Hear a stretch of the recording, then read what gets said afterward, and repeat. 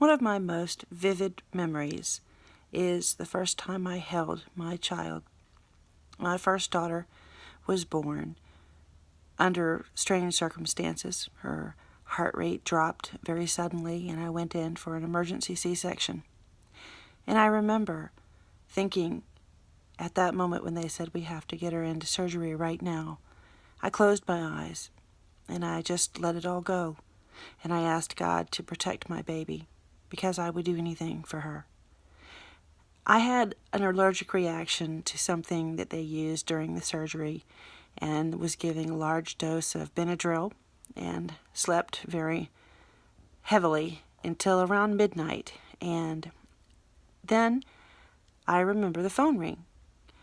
I was laying in the hospital bed and I answered the phone and someone said, "Do you want us to feed the baby or do you want us to bring the baby to you?"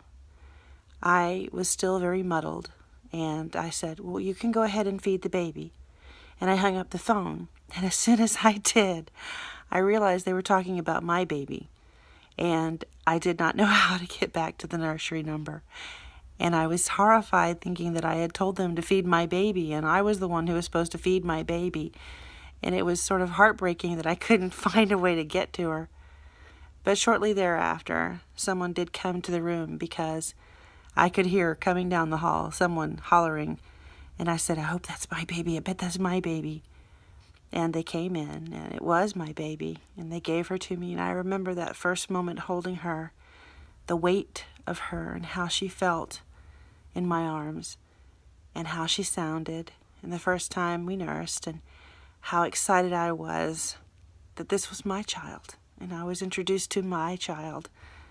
And for the first time, things just seemed like they would fit. During that whole time, my then husband slept through it all the time, the whole way, snoring away, didn't even wake up to say hello.